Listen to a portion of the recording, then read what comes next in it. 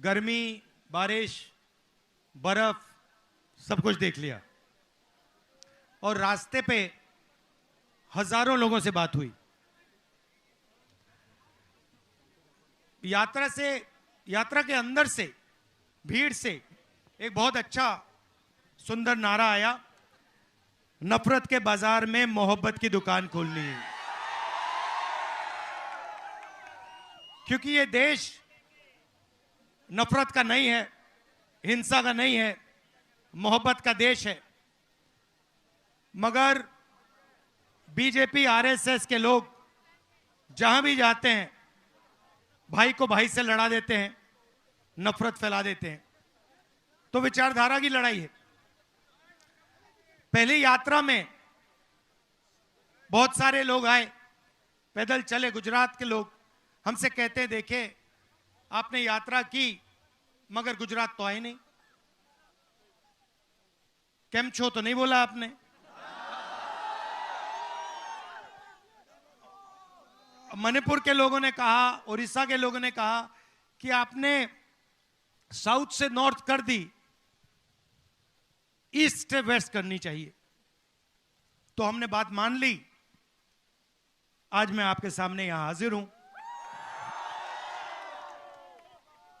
अब यहां पे आदिवासी भाई हैं, गरीब लोग हैं, अलग अलग वर्ग के लोग हैं। यहां पे कोई आदिवासी युवा है? आप आ जाओ। आपका नाम क्या है? बस आ जाओ, यहां बैठ जाओ। यहां ब्रदर इधर आओ।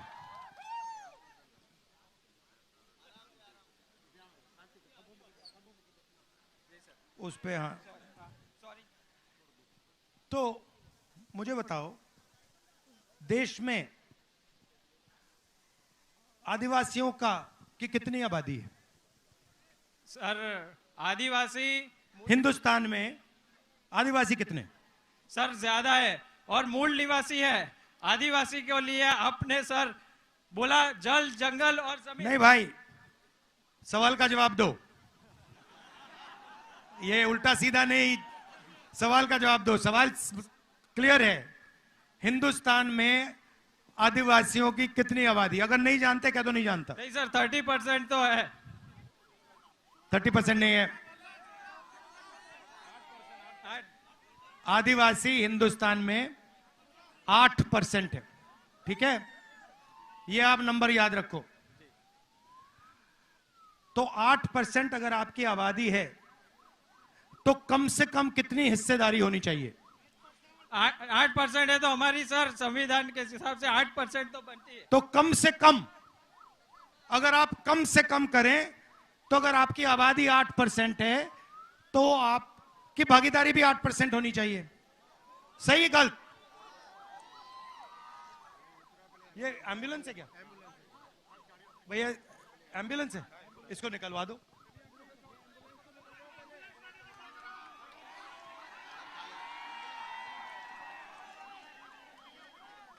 भैया रास्ता बना दीजिए।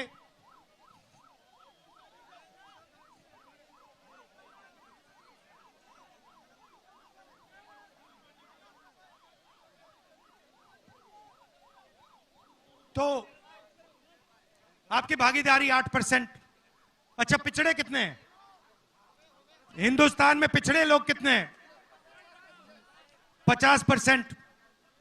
दलित कितने? 15।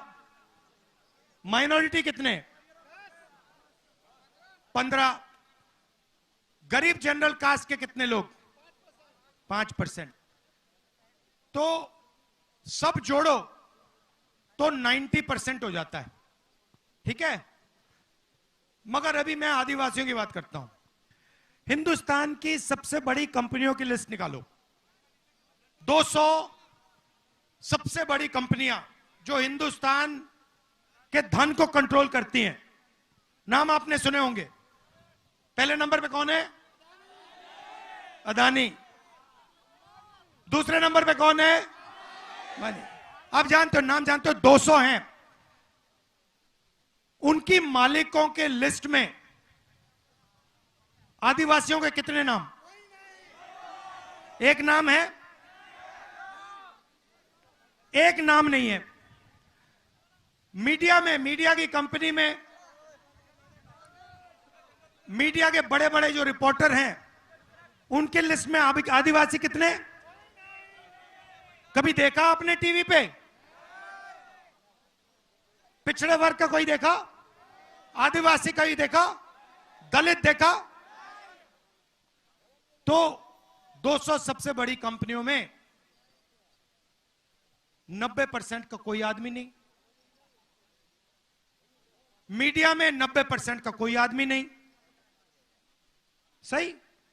प्राइवेट अस्पतालों में आप जाते हो, सर्जरी होती है, पैसा देते हो, लाखों रुपए देते हो, जेब से देते हो ना। प्राइवेट अस्पतालों के मालिकों में आदिवासी कितने? कोई नहीं। पिछड़े कितने? दलित कितने? गरीब जनरल कास्ट के कितने? ठीक है, चलो कॉलेज यूनिवर्सिटी की बात करते हैं। प्राइवेट कॉलेजेस जो है, बड़े बड़े यूनिवर्सिटियां हैं, इनके मालिकों में आदिवासी कितने? दलित कितने? पिछड़े कितने? तो आप हो कहां? आप हो 8%, पिछड़े 50%, दलित 15%, माइनॉरिटी 15%, 90% है आपकी आबादी। आप हो कहां? भागीदारी कहां है आपकी? ना आप कॉर्पोरेट्स में हो, ना आप मीडिया में हो, ना आप प्राइवेट अस्पतालों को चलाते हो, ना आप प्राइवेट कॉलेज यूनिवर्सिटी को चलाते हो। तो ठीक है, फिर आप कहोगे नहीं भैया हमारे लोग तो ब्यूरोक्रेसी में हैं, ब्यूरोक्रेसी में है हमारे लोग। दिल्ली की सरकार को, हिंदुस्तान की सरकार को 90 लोग चलाते हैं, आईएएस अफसर हैं, उनकी लिस्ट मैंने निकाली। जो हिंदुस्तान के बजट को बांटते हैं, मतलब ये सड़क का पैसा जो आता है ना, वो लोग निर्णय लेते हैं। नेशनल हाईवे बनती है, वहां पे वो लोग निर्णय लेते हैं कि भैया इतना पैसा हम गुजरात की नेशनल हाईवे में डालेंगे, सेना में इतना जाएगा, स्वास्थ्य में इतना जाएगा। ये 90 लोग डिसीजन लेते हैं। नरेंद्र मोदी नहीं लेता, ये 90 लोग लेते हैं। इनमें से आदिवासी कितने? एक है। मैंने चेक किया, एक बंदा है, उसको कोने में बैठा रखा है।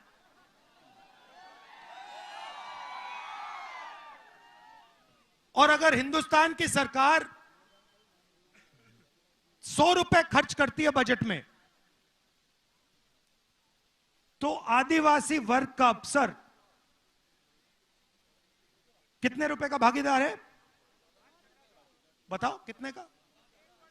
कितना? 3%?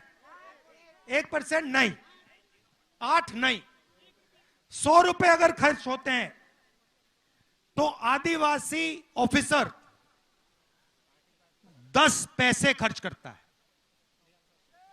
100 में से 10 पैसे आपके, और आपकी आबादी 8%। और जब भैया अदानी को जमीन मिलती है तो किसकी मिलती है? तो फिर आपका नंबर पड़ता है। जब जमीन लेने की बात होती है तो आपको सबसे सामने लाइन में खड़ा कर देते हैं, और जब भागीदारी देने का टाइम आता है तो सबसे पीछे खड़े कर देते हैं। इधर केवड़िया में भी ले लिया है सर। कांग्रेस पार्टी ने जमीन अधिग्रहण कानून दिया था, 4 गुना मार्केट रेट से ज्यादा पैसा मिलना चाहिए। कितना कॉम्पेंसेशन मिला वहां? सर यहाँ पे पहले तो उनको जमीन ले ली, अभी रोजगार के लिए लारी गल्ले भी नहीं दे रहे, और जो कंपनसेशन देते हैं वो कहीं ज्यादा देते हैं, और यहाँ पे तो आदिवासियों को अपने जीवन निर्वाह चलाने के लायक भी नहीं छोड़ते। हाँ, तो आपका जल, आपका जंगल, आपकी जमीन उठा के ले जाते हैं, आपसे कहते हैं भैया विकास होगा, और फिर जब आप देखते हो आपको कहीं भी देश में भागीदारी नहीं मिलती। यह विकास, आपको यह सवाल पूछना चाहिए, विकास किसके लिए हो रहा है? ये 90% के लिए हो रहा है या ये 2-3% अरबपतियों के लिए हो रहा है? अदानी अंबानी का हो रहा है। अच्छा, नई बात निकाली इन्होंने। आपको क्या कहा जाता है? आपके समाज को क्या कहा जाता है? आप कौन हो? आदिवासी, राइट? आदिवासी शब्द का क्या मतलब? हाँ, क्या मतलब है इसका, आदिवासी का? आदिवासी यहाँ देश के मूल मालिक है और जल जंगल जमीन पे सबसे पहला अधिकार है। और कांग्रेस और राहुल जी ये हर जगह, छत्तीसगढ़, झारखंड और जहां पे भी हम कांग्रेस गई है और यही एक ही बात चलाई है। तो आदिवासी का मतलब हिंदुस्तान की जमीन के पहले मालिक। मतलब जब यहां कोई नहीं था, जंगल था, तब भी आदिवासी यहां हिंदुस्तान के मालिक थे, बराबर थे। अब इस शब्द का मतलब क्या है कि अगर आदिवासी हिंदुस्तान के मालिक, सबसे पहले मालिक थे, तो हिंदुस्तान में आदिवासियों को भागीदारी मिलनी चाहिए। उनकी जमीन, उनका जल, उनका जंगल उनको मिलना चाहिए। इसका यह मतलब, शब्द का यह मतलब है। जब मैं आपको आदिवासी कहता हूं, मैं आपसे कह रहा हूं कि भैया ये जो देश है इसकी जमीन पहले आपकी हुआ करती थी और इस जमीन का, जल का, जंगल का अधिकार आपका है। इस शब्द का यह मतलब है। वनवासी का क्या मतलब है? वनवासी मतलब जो जंगल में रहते हैं। जो जंगल में रहते हैं उनके कोई हक होते हैं? जो वनवासी हैं, बीजेपी आपको वनवासी कहती है, आपको आदिवासी नहीं कहती है। सही? उनके भाषण देखो, वो सब टाइम कहते हैं वनवासी। ये उन्होंने आपका नाम क्यों बदला? क्योंकि ये आपको अधिकार नहीं देना चाहते हैं और ये चाहते हैं कि आपको ये वनवासी कहें और आस्ते आस्ते आस्ते आस्ते हिंदुस्तान में वन खत्म हो जाए। और फिर जब वन खत्म हो जाएगा, आपसे कहेंगे भैया आप वनवासी हो, मगर जंगल तो है ही नहीं। तो जंगल गया, पानी गया, जल गया, आप तो कहीं के नहीं रहे। तो ये फर्क है सोच में। अब आप मुझे कहोगे आगे का रास्ता क्या है? सबसे पहले मैं आपको याद दिलाना चाहता हूं कि चाहे वो पैसा कानून हो, चाहे वो जमीन अधिग्रहण बिल हो, चाहे वो ट्राइबल एक्ट हो, ये तीनों ऐतिहासिक काम कांग्रेस पार्टी ने आपके साथ मिलकर आपके लिए किए थे। और मैं आपको यहां आश्वासन देना चाहता हूं, सबसे पहला,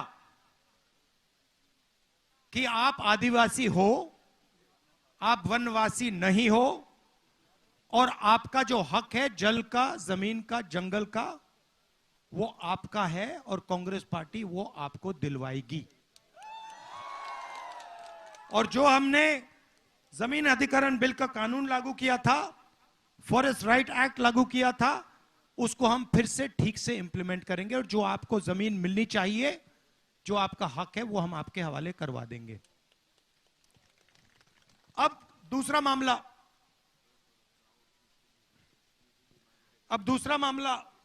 इस साइड।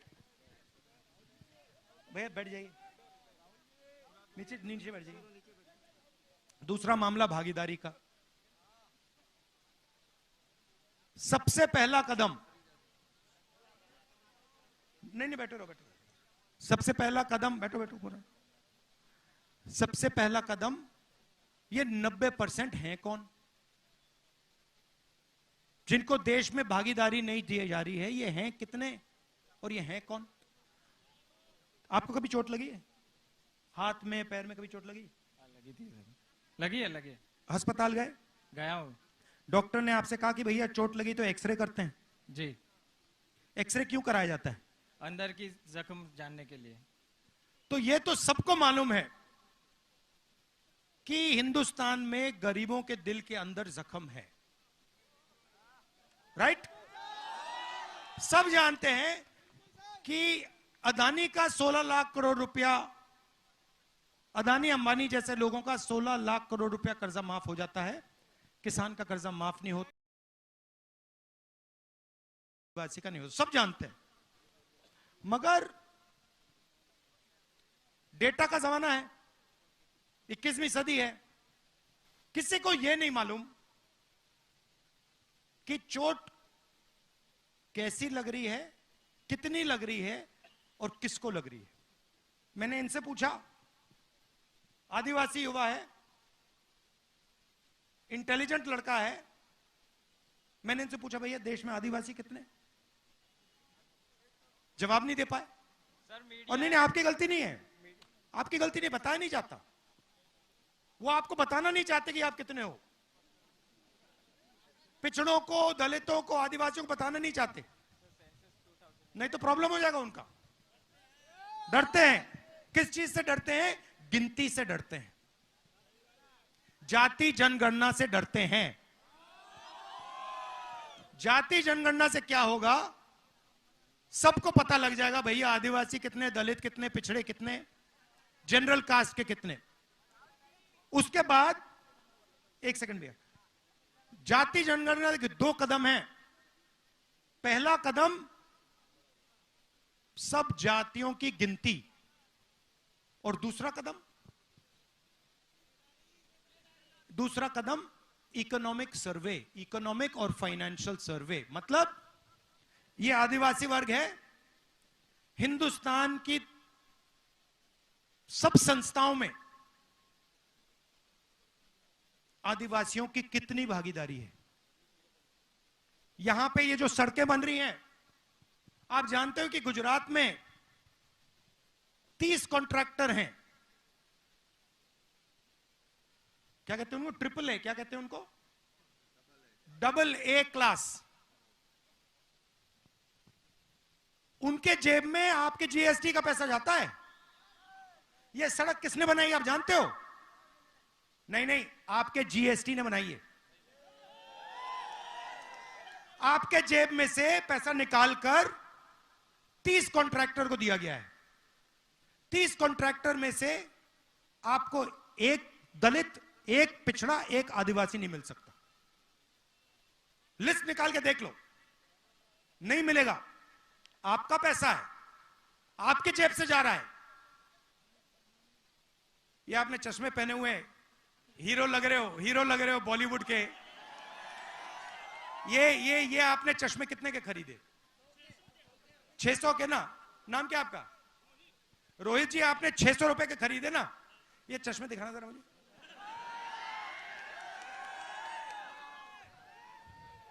ये जो चश्मे खरीदे रोहित ने,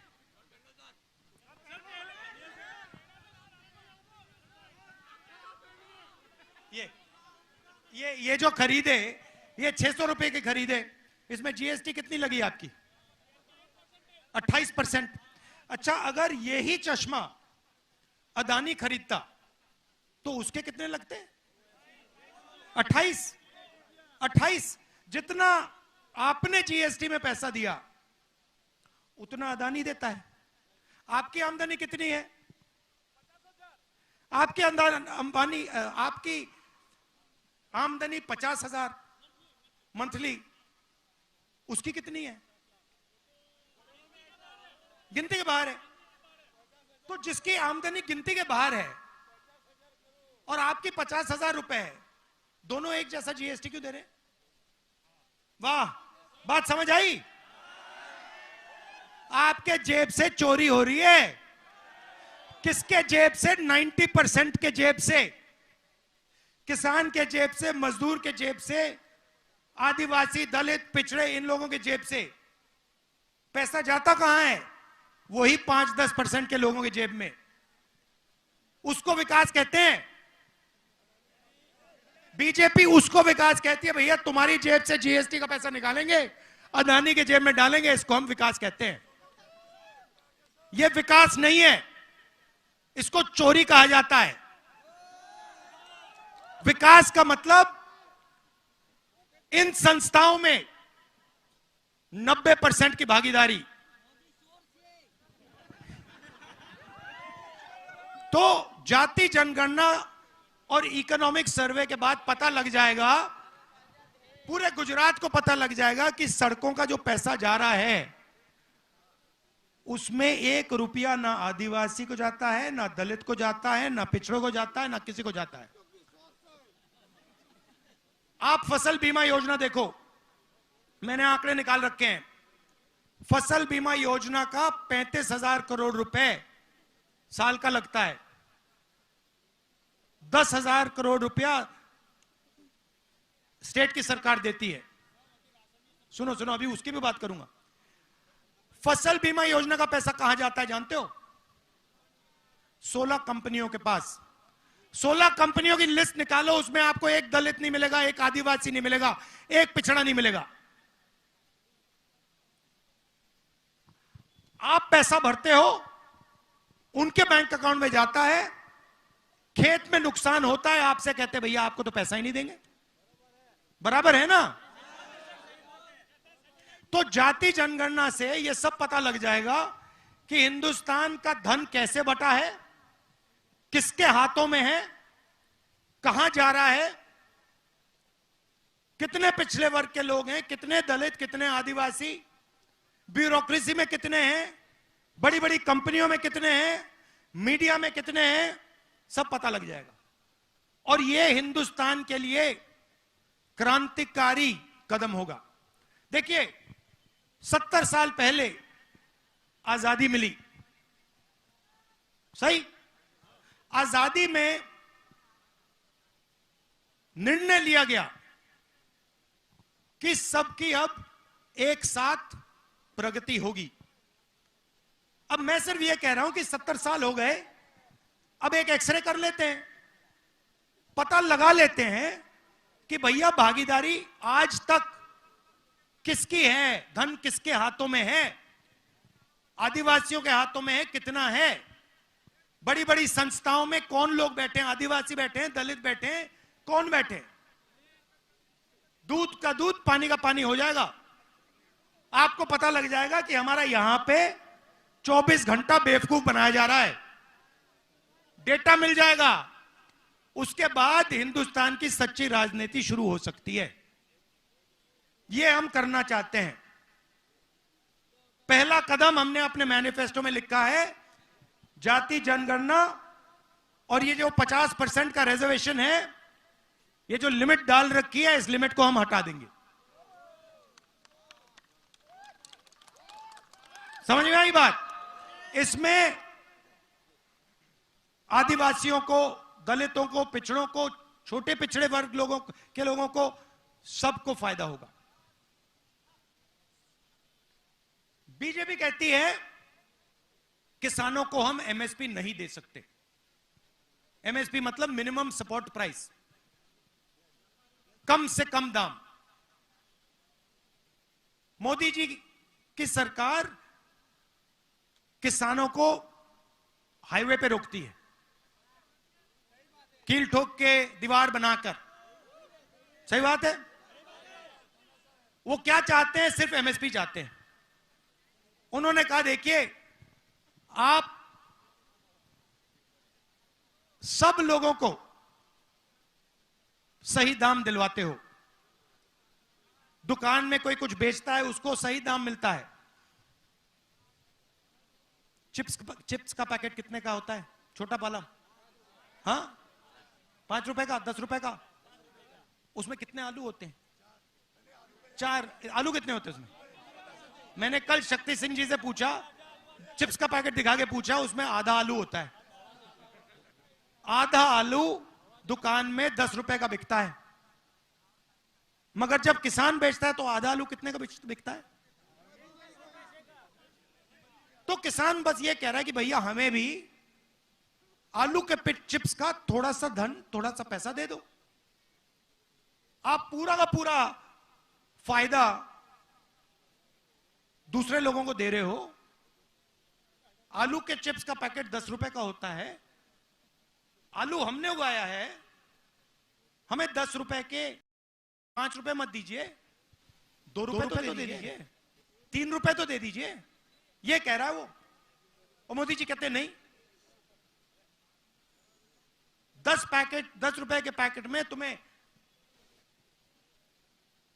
पैसे मिलेंगे, 1-2 पैसा देंगे फेंक के तुम्हें। तो किसान गुस्से में है। मोदी जी कहते नहीं देंगे, हम मैनिफेस्टो में लिख दिया कि लीगल एमएसपी हिंदुस्तान के सब किसानों को कांग्रेस पार्टी दे देगी।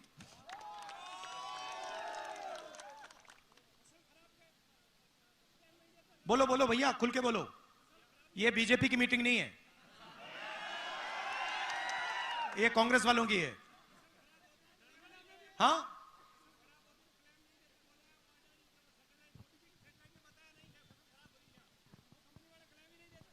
तो वही तो है ना। मगर जो फसल बीमा योजना है उसका जो पैसा सरकार देती है वो आपके जेब में से निकलता है।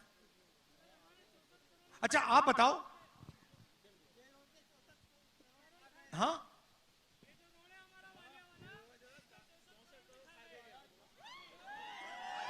मोदी जी के बर्थडे पे बॉयड आ गया था सर। तो भैया अब देखिए, मैं आपसे एक सवाल पूछता हूं।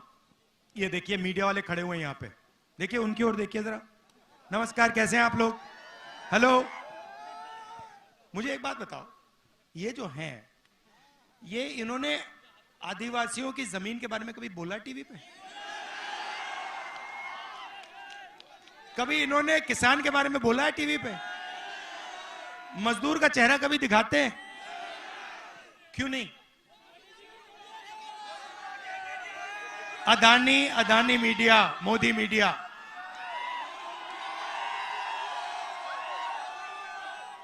ये आपका ध्यान इधर उधर करते हैं। जब आपको देखो, आपने जेब कतरों को तो देखा होगा। जेब कतरा सबसे पहले क्या करता है? पहले ध्यान इधर करता है।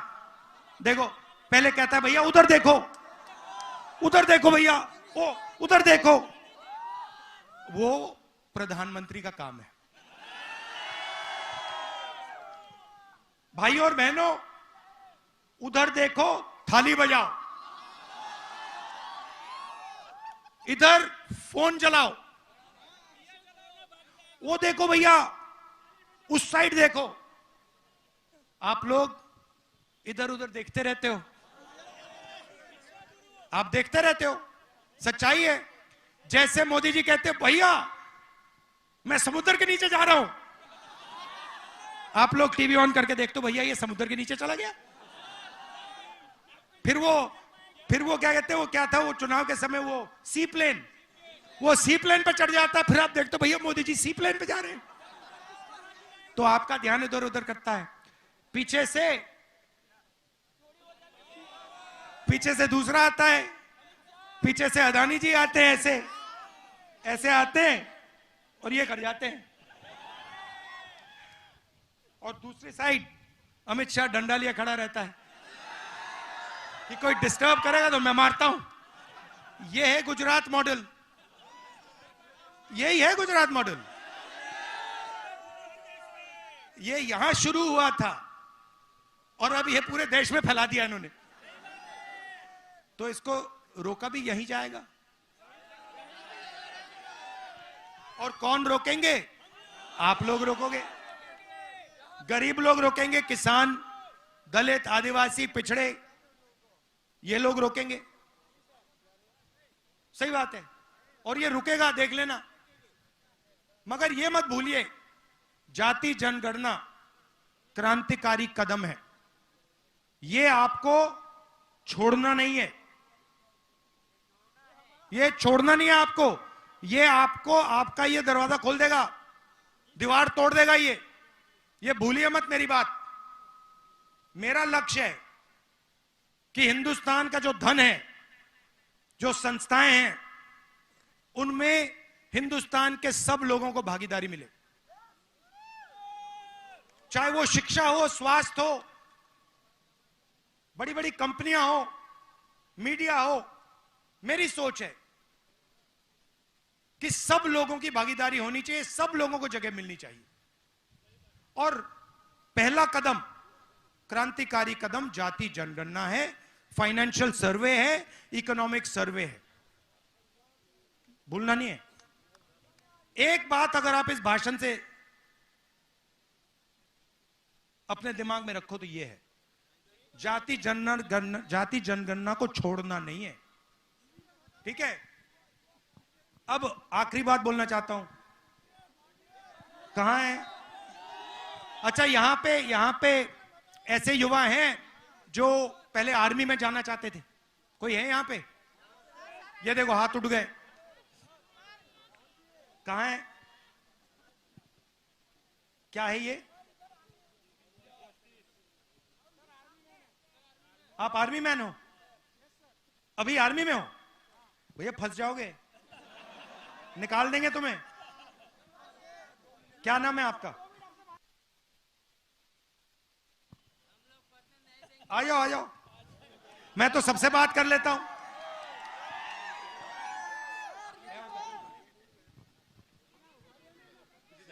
Thank you brother.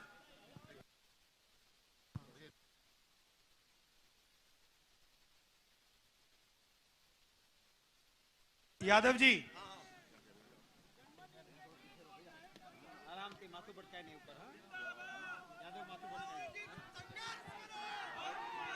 बताइए।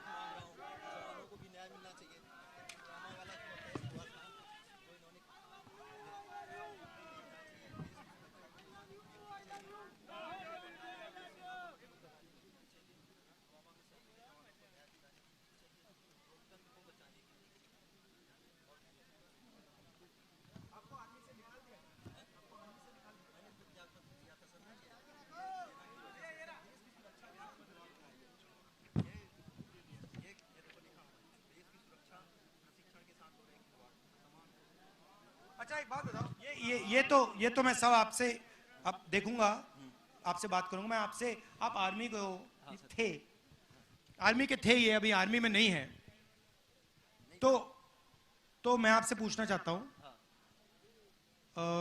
अग्निवीर से देश को फायदा है नुकसान है? नुकसान है सर। भैया इनको बताओ, अग्निवीर से देश को क्या नुकसान है? सर ये आप लोगों की सुरक्षा के साथ खिलवाड़ हो रहा है। ये कोई 4 साल की नौकरी मात्र नहीं है, ये देश की सुरक्षा के साथ खिलवाड़ किया जा रहा, आप लोगों की सुरक्षा के साथ खिलवाड़ किया जा रहा। ये सिर्फ पेंशन की बात नहीं है, ये भारतीय सेना किसी के बाप की बपौती नहीं है, ये हमारी और आपकी सेना है, हर लोगों की सेना है, जिसकी वजह से मैंने इस सच्चाई को जब बोला था कि भारतीय सेना के साथ खिलवाड़ नहीं होना चाहिए, तो इस वजह से मैंने त्याग पत्र दिया। लेकिन उन्होंने बोला ये चीजें मान्य नहीं है, इस चीज को दबाया गया। अच्छा मुझे एक बात बताइए, पहले जो आर्मी थी उसमें एक है, दे देंगे आपको, उसमें कितने सालों की ट्रेनिंग होती थी? सर मेरी खुद 3 साल की थी और उसके बाद 1 साल की और एडवांस। तो आपकी 4 साल की ट्रेनिंग हुई। आप मुझे बताओ,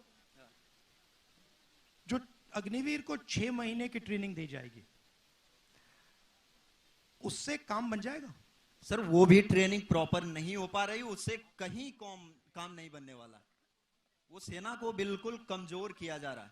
आने वाले समय में हम, जो स्वर्गीय नेताजी कहते थे मुलायम सिंह, कि हमें पाकिस्तान से डर नहीं है, हमें चीन से डर होनी चाहिए, चीन से मतलब मुकाबला करने के लिए अपने सैनिक को मजबूत बनाना चाहिए।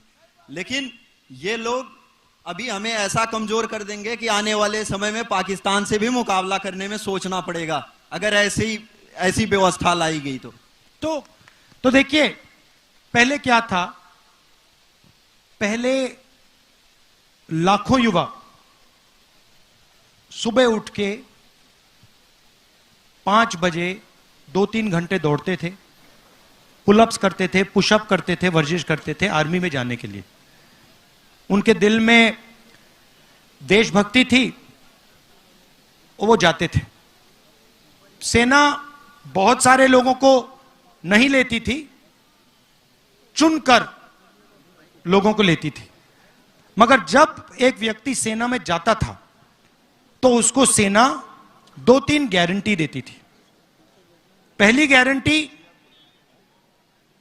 कि हम आपकी रक्षा करेंगे, कुछ भी हो जाए हिंदुस्तान की सरकार, हिंदुस्तान की सेना, हिंदुस्तान की जवान की रक्षा करेगी। दूसरा वायदा, आपकी सर्विस के बाद आपको गारंटी करके हम पेंशन देंगे। तीसरा वायदा, आपको कैंटीन की फैसिलिटी मिलेगी। और शायद सबसे जरूरी वायदा, अगर आप युद्ध में शहीद हुए तो आपको शहीद का दर्जा मिलेगा, आपको, आपके परिवार को इज्जत और रिस्पेक्ट मिलेगी। वो जवान के लिए सबसे बड़ी चीज होती है। आप उसको कुछ मत दो, आप उसको पेंशन मत दो, कैंटीन मत दो, कुछ मत दो। हिंदुस्तान के सैनिक को आप सिर्फ शहीद का दर्जा दो, वो जिंदगी दे देगा। अब इन्होंने क्या किया, अग्निवीर लाए। चाइना के सैनिक 3-4-5 साल की ट्रेनिंग करेंगे,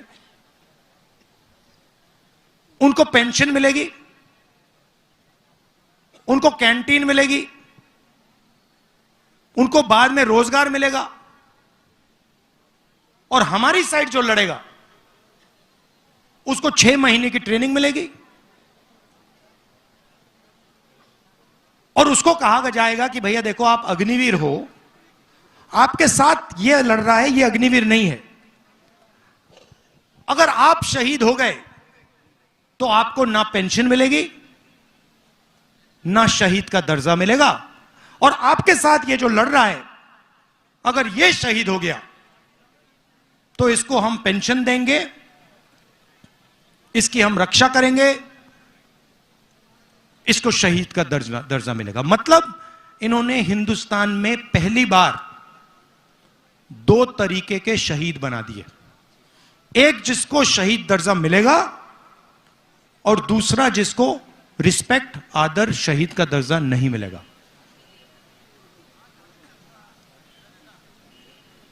सही? तो इससे क्या, आपको क्या लगता है, हिंदुस्तान की सेना मजबूत होगी, कमजोर होगी? कमजोर होगी, मनोबल गिर जाएगा। अच्छा, पहले क्या होता था, हथियार कौन बनाता था? HL। हाँ, सब कुछ जानते हो आप लोग, गुजरात के लोग सब कुछ जानते हैं। HL, Indian ordnance factory, DRDO। अब कौन बना रहा है? अदानी डिफेंस। वो अंबानी अनिल अंबानी में, उसका थोड़ा बिजनेस खराब हो गया बेचारे का। तो अब क्या होगा, सिपाही को, जवान को पेंशन नहीं मिलेगी, शहीद का दर्जा नहीं मिलेगा, कैंटीन नहीं मिलेगी, अदानी की राइफल मिलेगी। कारतूस भी अदानी बनाएगा, ड्रोन भी अदानी बनाएगा, राइफल भी वो बनाएगा। बनाएगा नहीं, इजराइल की कंपनी के साथ उसकी पार्टनरशिप होगी, असेंबल करेगा, थोड़ा सा पैसा वो लेंगे, थोड़ा सा पैसा ये लेगा, और हिंदुस्तान का जवान बिना ट्रेनिंग के शहीद होगा। तो ये है इनकी सोच। इसका बहुत जबरदस्त नुकसान होने वाला है। अभी जनता को समझ नहीं आ रही बात, इससे बहुत भयंकर नुकसान होने वाला है सेना का और हिंदुस्तान का। तो ये मैं आपसे मैं आपसे बात कर लूंगा। तो ये मैं आपसे कहना चाहता था, जाति जनगणना इकोनॉमिक सर्वे नहीं भूलना है। वायदा करो मुझे, नहीं भूलेंगे बस, और करवाएंगे, गिनती करवाएंगे। बहुत बहुत धन्यवाद, नमस्कार, जय हिंद।